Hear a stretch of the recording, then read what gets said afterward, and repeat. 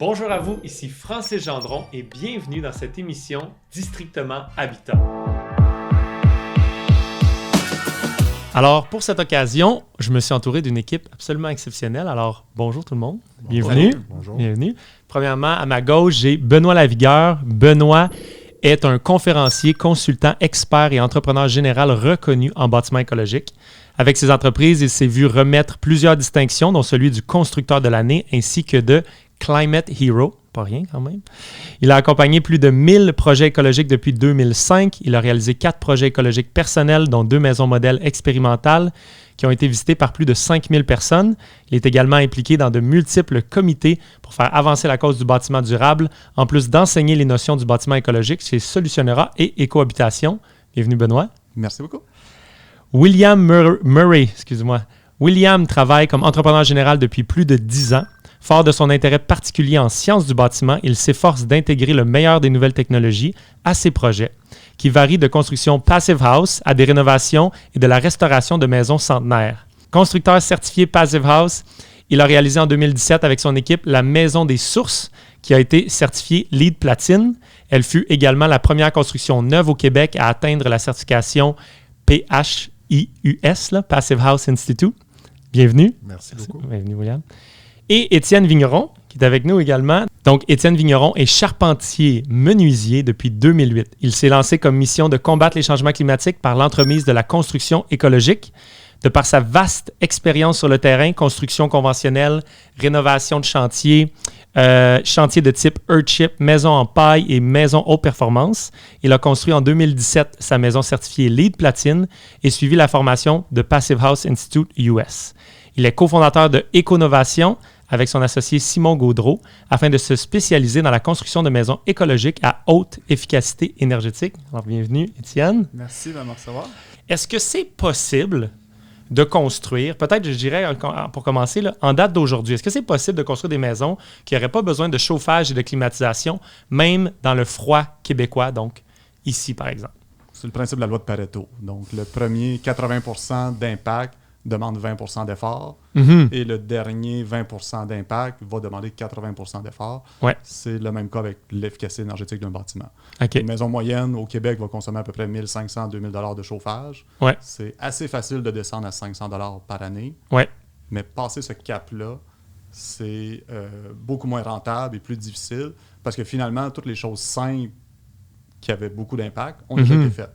Okay. Ça veut dire que là, il me reste des choses plus complexes et je ne peux plus sauver 1 000 $ par intervention parce qu'il me reste seulement 500 $ à les sauver. Fait que chaque action est plus grande, mais l'impact n'est pas si grand parce que la maison est déjà effectivement. Très moi, je fais souvent performante. une comparaison avec, c'est comme monter une montagne.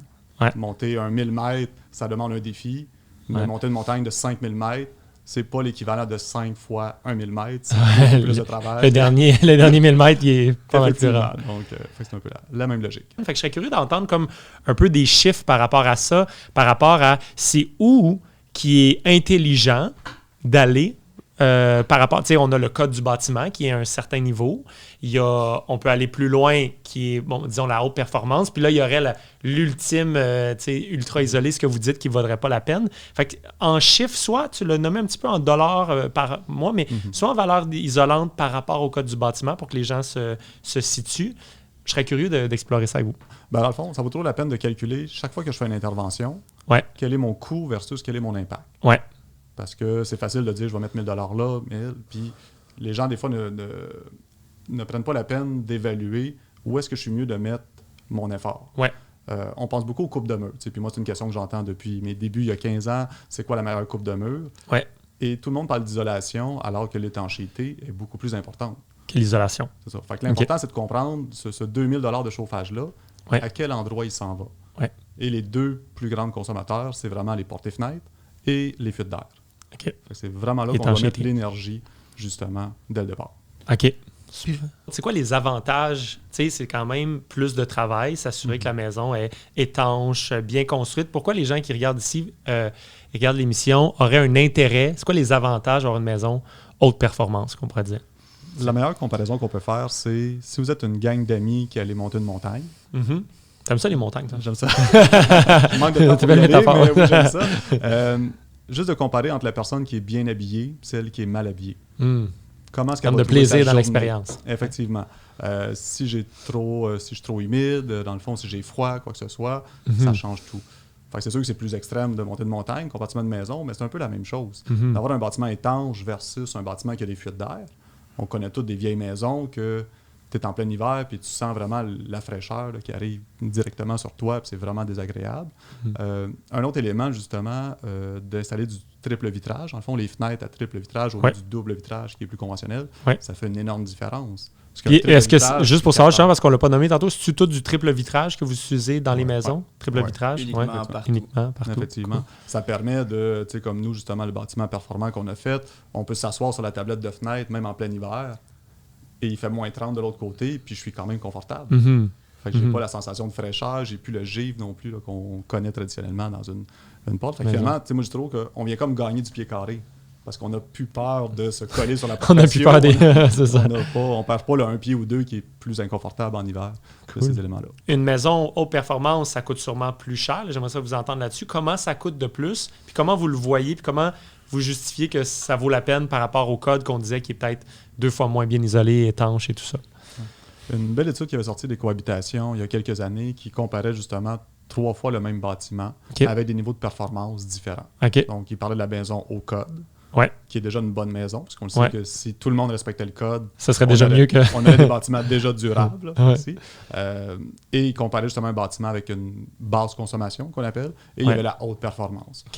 Le bâtiment basse consommation demandait un investissement, mettons, au lieu de 300 000, on montait environ à 315 000, donc un 5% supplémentaire. Et après ça, on faisait le calcul de le coût hypothécaire, dans le fond, qui était plus élevé, versus les coûts de chauffage. Pour le ramener un coût mensuel, pour montrer que ce bâtiment-là, oui, il coûtait peut-être 70 $ de plus par mois, mais il nous faisait sauver plus que 150 $ par mois de chauffage. Donc, globalement, à chaque mois, on sauvait 80 $. Et c'est là que c'est intéressant, justement, de l'expliquer, la notion de coût de possession. Fait que ça, c'était le basse consommation. Ouais. Puis le haut performance, lui, par exemple, ça revenait un petit peu plus cher parce que finalement, lui demandait un investissement de 45 000 $ de plus pour baisser encore la facture de chauffage, mais on s'entend qu'on l'avait déjà diminué beaucoup. Fait que lui, il revenait un peu plus cher. Mais ça prend pas en considération l'aspect sain de la maison, ni l'aspect peut-être que mes murs vont pourrir plus vite ou des choses comme ça, par contre, dans ce calcul-là. Ouais. Et pour moi, ça, c'est un point important, justement, sur... Oui, les choix de matériaux, dans le fond, mais de revoir un peu la façon qu'on construit. Est-ce qu'on a besoin d'autant de pieds carrés? Parce que déjà, si je réduis de 10-20 % la superficie qui était trop grande, ben déjà, j'ai une maison plus performante. Après ça, quand on parle de multi-logements... Puis en plus, ça donne l'argent pour peut-être mettre plus d'étanchéité ou d'isolation. Effectivement. Je réduis mes coûts de base à l'achat, ce qui me permet d'acheter de meilleure qualité. Et après ça, toute la notion de multi, justement, de faire une maison jumelée, ben déjà, j'ai un mur que je n'ai pas besoin de chauffer. Je viens de réduire déjà de 20-25 % mes besoins de chauffage. Fait que c'est là qu'il y a vraiment plein d'avantages aussi. C'est bien beau tous ces avantages, mais est-ce qu'il y a des désavantages aussi? Est-ce qu'il y a des désavantages à construire une maison haute performance? Ou y a-t-il un point où ça devient avec des désavantages, par exemple? Ben, je pense que pour le particulier, c'est sûr qu'il y a beaucoup moins de ressources. C'est pas tous les entrepreneurs qui vont offrir ce genre de service-là. C'est sûr qu'un client qui dit « moi, j'ai une maison haute performance », ben c'est pas sûr que l'entrepreneur du coin ou qui habite du village va vraiment offrir cette qualité-là. Fait que le client a le choix d'aller chercher soit l'expertise où est-ce qu'elle est, ou moi j'ai des clients qui ont formé des entrepreneurs en disant je veux travailler avec toi, mais je veux un produit que toi tu fais pas. Donc, je vais te payer des formations, je vais donc aller chercher des ressources pour t'aider. S'il y avait l'ouverture, ça peut être un apprentissage supplémentaire. Puis, une chose que moi, j'entends souvent, qu'on entend parler dans le domaine, c'est justement la maison haute performance. Peut-être pour certains, c'est parce qu'on a parlé que c'était plus sain. Mais d'autres diraient, ouais, mais tu sais, c'est tellement étanche que ce n'est pas sain, justement. Fait qu'est-ce que vous pensez de ça? Puis qu'est-ce que vous avez à dire à ce propos-là? On est mieux de contrôler où est-ce que l'air passe. Que de dire, il y a de l'air qui passe, je ne sais pas trop où, puis je ne sais pas quel effet que ça a, parce que l'air qui traverse un mur, dans les maisons qui respirent, l'air transporte de l'humidité. Et donc, s'il arrive au point de rosée, condensation, glace, moisissure et problèmes de santé par la suite. Puis c'est là qu'on voit les maisons. C'est comme les maisons dans l'entre-deux. Tu sais, avant, ça respirait tellement, là, si j'ai bien compris ce que vous disiez, ça respirait tellement que là, ça pourrissait pas, mais c'était pas écologique. C'était pas efficace, pas confortable. Puis là, il y a eu un entre-deux où est-ce qu'on isolait très bien, mais semi-étanche-ish. Puis là, ce que ça fait, c'est que l'humidité réussit à se rendre dans le mur, éventuellement, puis la reste pris là. Puis là, on a des problèmes de pourriture ou moisissure. Et pour l'habitant de la maison, on ne se le cache pas, la plus grande raison pourquoi les enfants manquent l'école au Québec, c'est l'asthme. Puis la plus grande raison pour l'asthme est l'air intérieur qu'on respire. Fait que juste pour rendre simple d'une façon que tout le monde comprend, on met la hotte de cuisine, on a 400 pieds cubes, qui sort à la minute. Ouais. Cette air-là, il faut qu'elle vienne de quelque part. Ouais. Fait qu'elle va passer à travers les murs, dans les craques de fenêtres, où il y a de la vermiculite, puis les souris qui se promènent, puis toute la poussière. Ouais. C'est ça qu'on respire. Fait que, tu sais, de dire que la maison a besoin de respirer, non. Les habitants, ils vont respirer soit avec les fenêtres ouvertes ou avec un échangeur d'air, mais pas à travers les murs. C'est pas ça qu'on veut respirer. C'est problématique pour notre santé et aussi pour la santé du bâtiment. Puis l'exemple de la hotte, tu voulais dire dans une maison normale? C'est ce que tu viens d'expliquer, l'exemple-là. Tandis que dans une maison passive, c'est quoi qui se passe? On en met un. Vous mettez une hotte? Ah oui, absolument. OK. C'est juste que l'air... C'est que l'échangeur d'air... lui apporte l'air que tu as besoin. Et donc, elle est préfiltrée. Et on s'assure que la hotte, ça ne vient pas de travers les murs. La hotte n'aura pas 400 pieds cubes minute non plus. Ça va être moins intense, moins grosse. Ouais. Mais on a aussi des clapets spécifiques qui vont ouvrir avec la hotte quand elle ouvre pour faire la récupération de pression du bâtiment. OK. On trouve... C'est là le gros défi, là, dans le Passive House. Oui. C'est pas parce que là, c'est tellement contrôlé au niveau hermétique, là, l'air, qu'il faut s'assurer que quand tu as des gros envois d'air, donc la hotte ou la salle de bain, par exemple, il faut que ce soit bien géré. Ouais. Cool. Là, tu rajoutes quelque chose, Étienne, ou c'était bon? Super. C'est complet. Cette dernière, sur l'échangeur d'air, c'est souvent là qu'on ne va pas dépenser assez d'argent. Puis j'ai vu une maison l'année passée de quelqu'un qui avait construit l'année avant, qui avait des gros problèmes l'hiver parce qu'il y avait de l'humidité partout dans ses fenêtres. Puis il dit, je comprends pas pourquoi. J'ai dit, ben ton échangeur d'air, il marche pas. Il dit, ouais, mais je le fais rouler.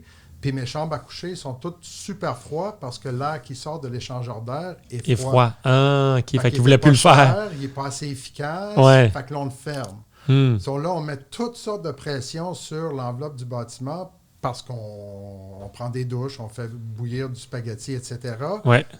Puis la maison n'a aucune façon de gérer l'humidité et l'air qui rentre puis qui sort. Attention aux échangeurs d'air. Aller chercher une bonne qualité. Ouais. Puis d'ailleurs, tu m'amènes très bien la prochaine question qui était très concrètement, vous avez dit que ça ne vaut pas la peine d'aller jusqu'à la zéro chauffage, zéro climatisation. Donc, le petit peu, ce qui est le fun, la maison performance, même s'il fait très froid, si on n'avait pas de chauffage pour une raison X, Y, Z, on ne meurt pas personne, on se met un gilet, puis on fait des push-ups, puis la vie est belle. Sauf que le peu de chauffage qu'on veut là, pour rester confortable à 20, 21, 22, ce serait quoi les systèmes que vous recommandez de manière très concrète? Là? C'est-tu la thermopompe? C'est-tu les plaintes électriques? C'est quoi les systèmes que vous recommandez pour les maisons de ce type-là? La première chose, avant de parler des systèmes, c'est de comprendre quel est mon besoin de chauffage. Okay. Donc, de faire justement un calcul, parce que souvent, les gens dans le domaine vont dire « OK, ben, ça prend tant de chauffage au pied carré. Ouais. Mais si j'ai réduit par 4 mes besoins de chauffage, ben, je dois ajuster ce chiffre-là aussi. Ouais. Donc, j'ai une économie qui vient.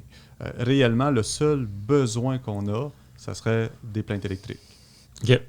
Juste ça peut chauffer amplement le bâtiment. Un bâtiment performant pour avoir une plainte par étage uniquement et il serait capable de chauffer le bâtiment. Après ça, on peut en rajouter d'autres, soit les planchers radiants. Il y en a plein d'autres qui existent, mais c'est plus une question de confort, de luxe, ainsi de suite. Mais ce n'est pas essentiel parce que finalement, il n'y a pas de perte d'énergie. Fait que les gens à l'interne, la vie à l'intérieur du bâtiment va être le principal système de chauffage. Et pour justement tous les amoureux des foyers de bois, moi je conseille souvent idéalement de les mettre dans un espace non chauffé qui ne fait pas partie de l'enveloppe. Si on a une serre, c'est comme une activité, c'est une activité extérieure. Si on a et ça peut même être un espace tampon, là, soit une pièce moustiquaire, un solarium, ainsi de suite. Fait qu'au moins, on ne vient pas perforer notre enveloppe parce qu'une cheminée d'un poêle à bois va perdre à peu près peut-être 100$ d'énergie pendant une saison de chauffage. OK. Fait qu'en gros, c'est comme si on chauffait plus qu'une corde de bois, juste pour compenser la perte de chaleur du trou, effectivement. Fait que c'est là que, pour ceux qui l'aiment vraiment, puis je comprends, depuis le verglas, les gens ont toujours cette peur-là, carrément. Fait de le mettre justement dans une section à côté là, de la maison. Parce que ça, la passive house, c'est que tu mets ton bois d'allumage, comme vous avez dit, puis là, il fait déjà trop chaud. Fait que là, si t'es rendu à mettre des bûches, ça va pas du tout. Il fait trop chaud.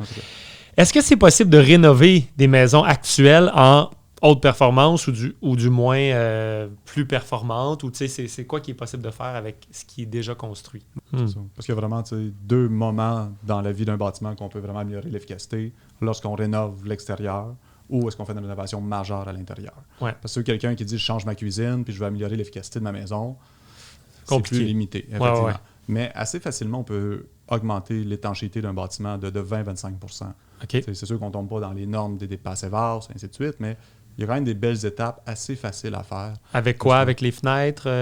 Comment tu... Oui, déjà de faire un test d'infiltrométrie. Donc en rénovation, il y a vraiment le programme Réno-Climat qui est génial, le programme québécois, qui consiste en 2 inspections. Une première, dans le fond, ils viennent voir l'état de la maison, ils font un test pour voir quel est le niveau d'étanchéité. Ça permet de voir sont où les failles, où est-ce que je dois intervenir. Puis une fois que tu le sais, et là, après ça, justement, et quand ils reviennent après les travaux, dans le fond, là, ils viennent valider justement l'efficacité qu'on a augmentée. Et plus on augmente la qualité du bâtiment, plus on a de subventions. Fait que c'est vraiment intéressant. Puis c'est un programme aussi qu'on n'est pas obligé de faire affaire qu'un entrepreneur. Donc, en bout de ligne, ce qu'ils regardent, c'est seulement le résultat. Donc, combien ça t'a coûté, qui l'a fait, c'est pas regardé, mais dans le fond, il faut qu'il y ait des beaux montants qui viennent avec ça. Très cool. À quoi va ressembler ou à quoi voudriez-vous que ressemble le Québec au niveau de l'habitation dans les prochaines années? On regarde 5 ans, 10 ans. C'est quoi le juste milieu? C'est quoi qui est pertinent qu'on pourrait, mettons, amener à grande échelle, disons, qui serait pertinent grand public d'ici 10 ans, par exemple, dans votre vision? Pour moi, effectivement, pour regrouper tout ça, on a un programme au Québec qui s'appelle Nouveau Climat, qui a été créé dans les années 2000 pour préparer l'industrie au prochain code du bâtiment. Le dernier code était supposé s'arrimer avec le programme. Il l'a fait pratiquement au complet, sauf le test d'infiltrométrie et les inspections. Ah, OK. Donc, pour moi, c'est vraiment les 2 éléments qui feraient une grosse différence. À rajouter. Donc, c'est ça. Fait que Nouveau Climat devienne la référence, que tous les bâtiments soient inspectés. En même temps, il faut le voir comme la formation continue pour les travailleurs, pour tous les gens qui réalisent. Fait que c'est vraiment intéressant. Ça se fait en Ontario, donc ils l'ont fait et ils ont vu une qualité de construction qui a vraiment augmenté. C'est sûr que la première année, tout le monde trouve ça difficile, mais après ça, c'est la même chose. Imaginez sur toutes les autoroutes, les routes du Québec, s'il n'y avait aucune signalisation ou vérification policière, ça serait n'importe quoi. Ça serait le bordel. Fait que ça prend quand même des panneaux qui affichent puis des règles claires, mais ça prend aussi la supervision parce qu'on le sait que les panneaux, on les oublie après un certain temps. Hey, merci beaucoup. Un dernier tour, là, en quelques secondes, comment on fait pour vous suivre, vous trouver sur Internet, si on veut en savoir plus sur vous? www.benoitlavigueur.com et puis donc j'ai la chance de participer à plusieurs formations avec Solutions RA et Cohabitation. Cool, merci. www.constructionrocket.com. Cool. Et je fais des formations aussi avec Solutions RA. Cool, super, merci. Notre site internet www.econovation.ca. On est très actifs aussi Facebook, Instagram, fait suivre l'évolution. On a tous nos projets qu'on réalise. Puis on formation accessible. Super.